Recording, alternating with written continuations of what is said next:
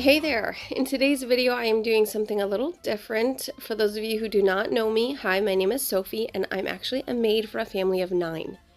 That's 9. I know, crazy, right? When being pregnant is your personality, am I right? Anyway, I'm starting this new series on my channel where I take you all through different things I do as a maid for 9. Go ahead and subscribe to stay connected and follow along to see all the craziness I encounter here on a daily basis. So on this day, as I looked around my client's house, I was a little taken aback by this overwhelming mess. Obviously with 7 kids, they can really do a number on a place.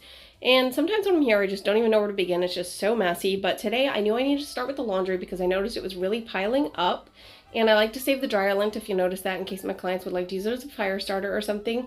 And also, if you notice, you could see one of my clients' kids kept pestering me, so I had to go find the nanny to take care of her. There she is. So that's good, got her out of the way. And then I went to start on the dishes, and my clients do not have a dishwasher, so unfortunately I have to wash all the dishes by hands, well, yeah, by hands, and my hands get very dry because I often forget to wear gloves.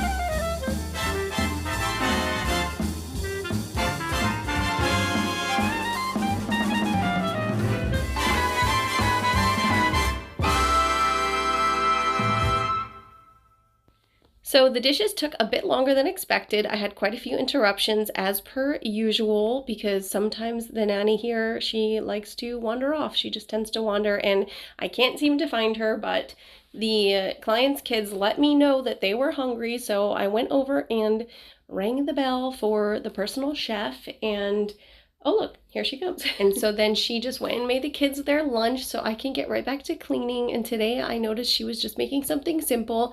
It was peanut butter sandwiches and wheat thins with yogurt bark with berries on it, frozen.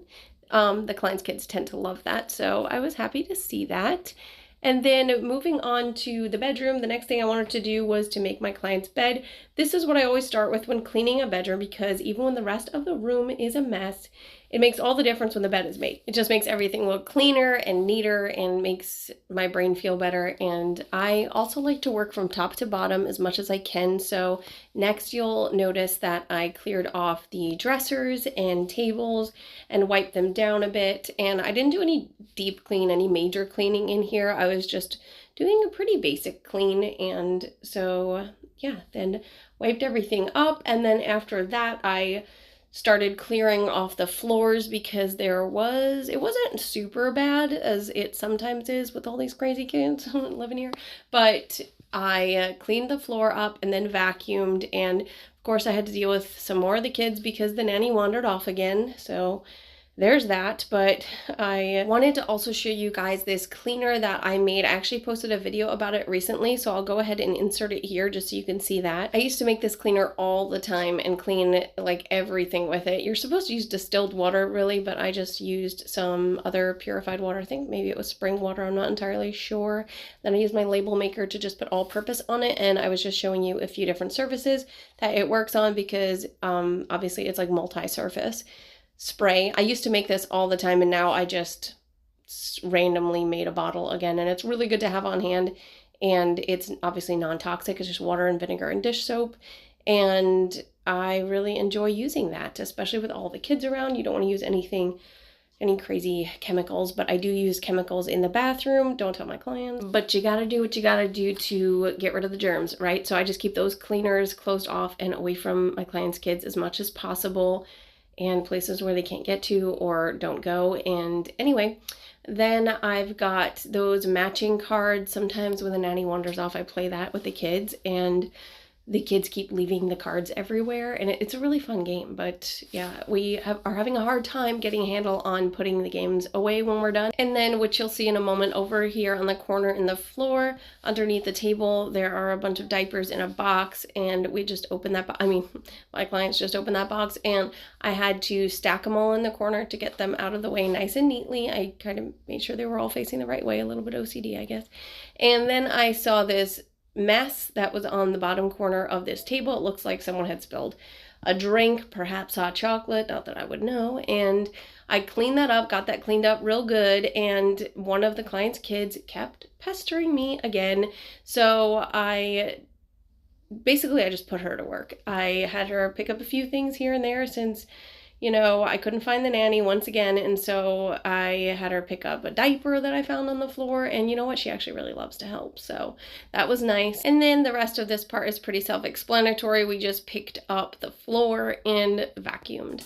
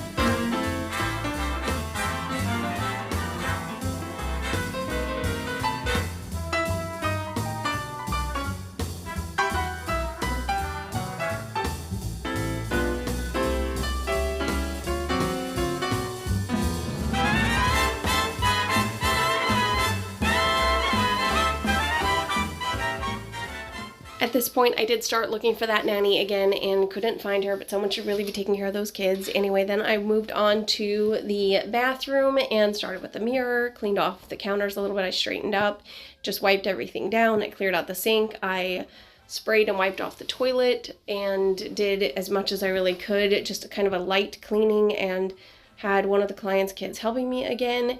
And yeah, I had to keep it kind of simple because, it really wasn't too horrible. But I did find a piece of bacon in the baby bath seat, as you'll see in a moment. But yeah, anyway, just a very light cleaning. The last thing I do is the toilet because I don't want that rag touching anything else after that. I wash it after that. And yeah, I had the client's kid helping me once again, picking up a few random things off the floor. And there's the bacon in that bath seat. But we had to just wrap it up here because the baby started to get pretty fussy. And so I had to go find that nanny. Finally, I found her, handed the baby off to be fed and changed, and that is all for this video. Thank you guys for watching, and I hope you enjoyed it. Let me know what you want to see next. I will probably just be sharing things I do as a maid for this family of 9 because I think that would be something of interest. So let me know. Stay tuned. I'll see you guys next time. Bye.